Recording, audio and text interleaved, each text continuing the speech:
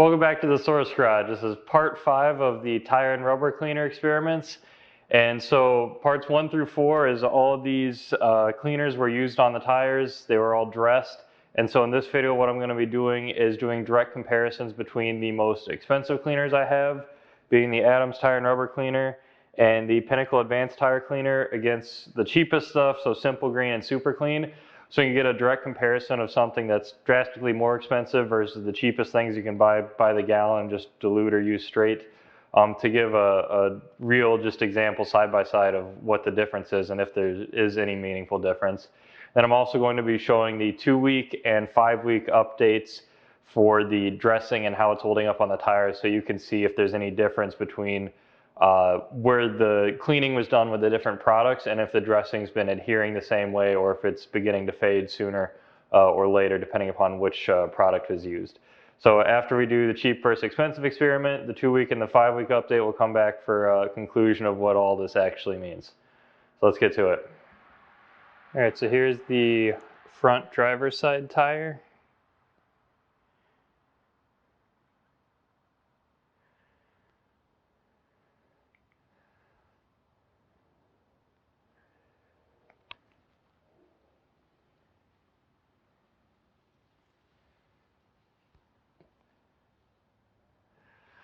Can't really see anything that looks different to me from one or another.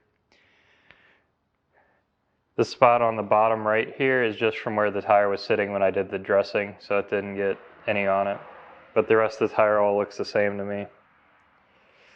Let's move over to the rear driver's side tire.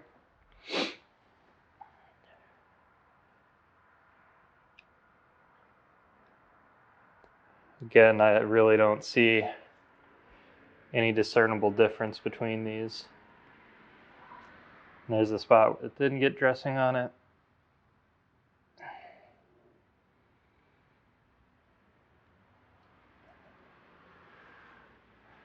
Everything looks about the same. Let's go around to the back side here. This is the passenger side rear tire.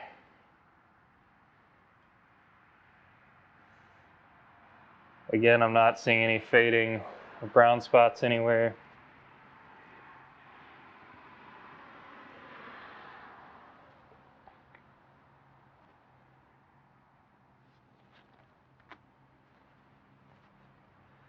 So, all looks good here. And the front passenger side tire.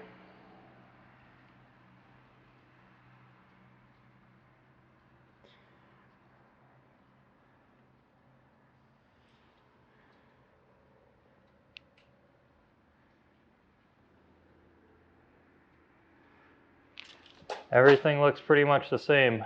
I don't see any noticeable fading in any one of them versus another. So this is after 5 weeks.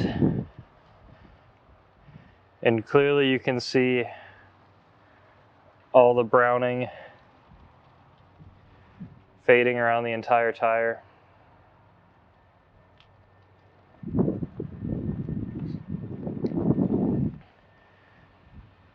You can see the same on the rear here, although in the shadows it's obviously going to look a little bit darker. I can still see the lines of where the sections were divided up, but I can clearly see browning coming back pretty evenly around the whole thing here.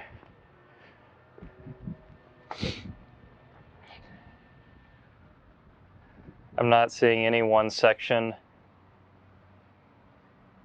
that's looking any drastically better than another. They all have random patches of brown that I can see coming in, which I'd expect after over a month now.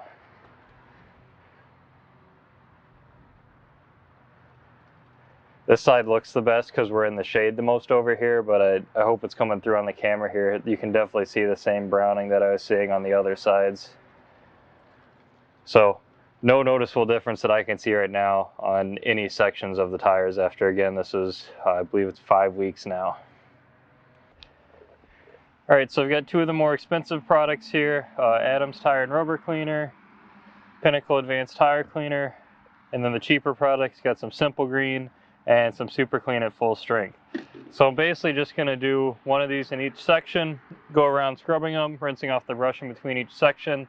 I'm going to do only one pass this time and see if it makes a difference at all, and see if we can tell if anything's different between them. So I move these out of the way.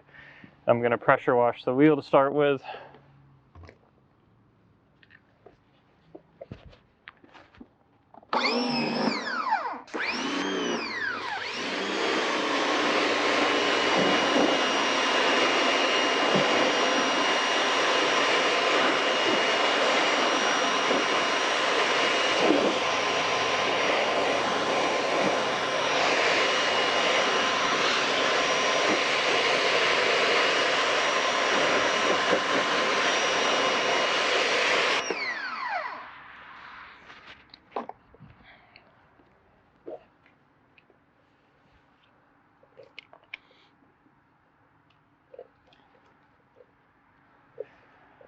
Alright, so I'm going to do Adams Tire and Rubber Cleaner on the top here. We're going to do Pinnacle Advanced Tire Cleaner on this side. And then we'll do Simple Green down here and Super Clean over here.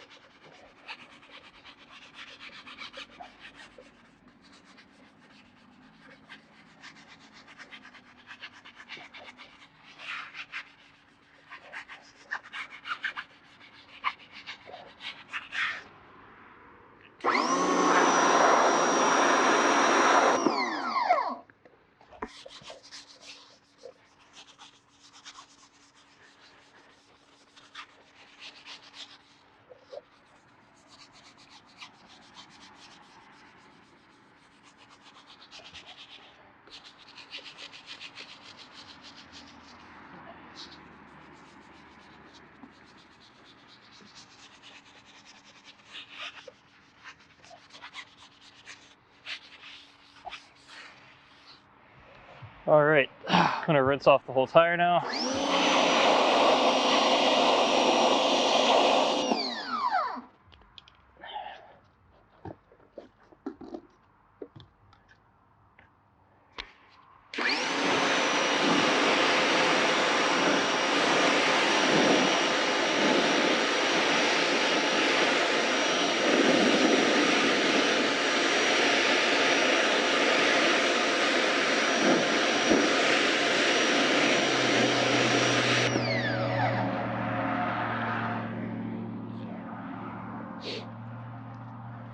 Alright, so now I'm going to dry it all off. I'm going to wheel this into the garage and grab my blower and a towel and wipe everything down.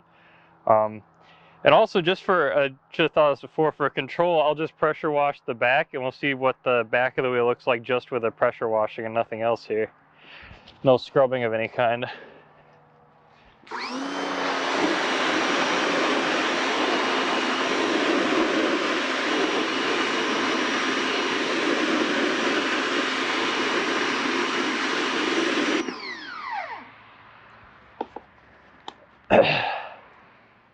Alright, so I just wheeled it inside. I haven't done anything else.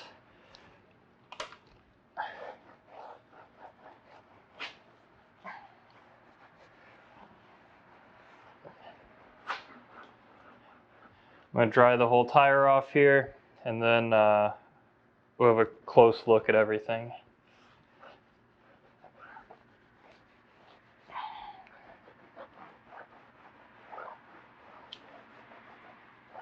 I'll show you the back side too, so you can see what the just the control area looked like.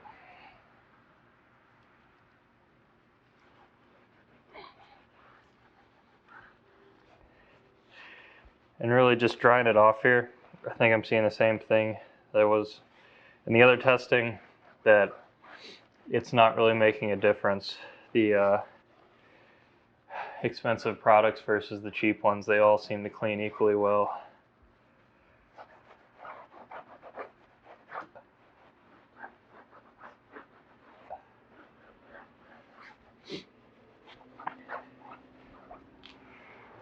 Alright, so that's dried off. Let me get the spot on the back here I washed. Oh yeah, this is still really dirty. And it's dirtying up my towel too.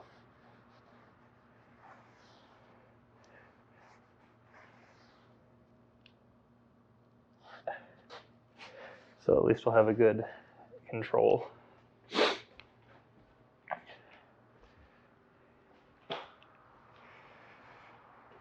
Let me grab my light. I'll take the camera off the mount here.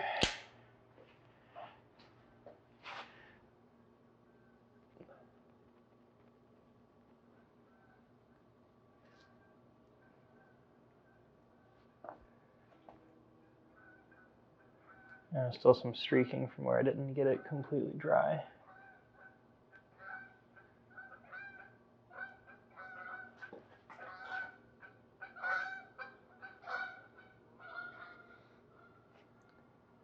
But really they all look pretty evenly black to me. I'll try and shine a light on it here so you can see. You can still see where it's wet, but I don't see any... Actually, oh no, that's just dried.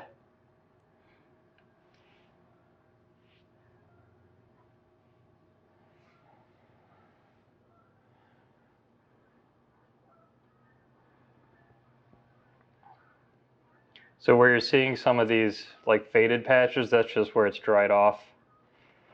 Maybe I need to let this sit a bit longer.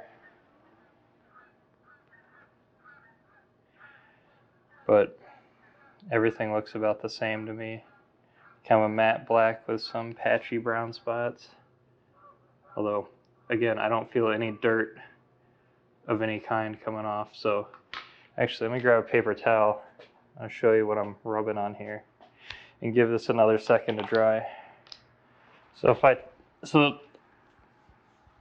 this is getting pretty dry now, except for a couple little streaky spots. But if I take a perfectly white paper towel here and try and rub off any more dirt, I mean, comes off completely clean right now. Yeah, I'm not, just the slightest marks where I'm really pushing my fingers on, but these are not dirty by any means. So I'm gonna say they're all pretty even. I would be, it's ready to be dressed in my opinion at least. They all clean the same. And let me spin this around. I'll look at the back side too, so you can see where I did the control here. So this side here, this half is where I just pressure washed it off. And you can see as it's dried, I mean, there's a lot of actual brown marks on here still from the dirt. Very much just like the side where I didn't do anything. So I'll bring you in for a close-up too while I got the camera here. So this side is where I pressure washed off. Let me grab the light. You can see I didn't dry the inside there, but still a lot of dirt, a lot of brown on here. This is the side I did nothing to. So obviously cleaning does something, but you can see that it doesn't look like it made a difference between all four of the cleaners here, what was actually used. So I think it's time to go to, I guess what I'll call the conclusion table. All right, so the conclusion from all of this. So as you've seen from the update videos and the direct comparison of the cheapest versus expensive, and I hope from watching all the detailed videos on the cleaning process here, that there really doesn't seem to be any discernible difference between any of these products. They all look like they're holding up the same. They all cleaned about the same. They may have foamed or not foamed when I was actually doing the scrubbing. So really, I think it's going to come down to price. And when there's no discernible difference that I can see versus the most expensive versus the cheapest, there's really no reason to not go with something you can buy in bulk and dilute or use straight, like Simple Green, or any kind of APC, or this is Super Clean, but any stuff like that seems to all work about the same. So there doesn't seem to really be any kind of benefit to buying something more expensive.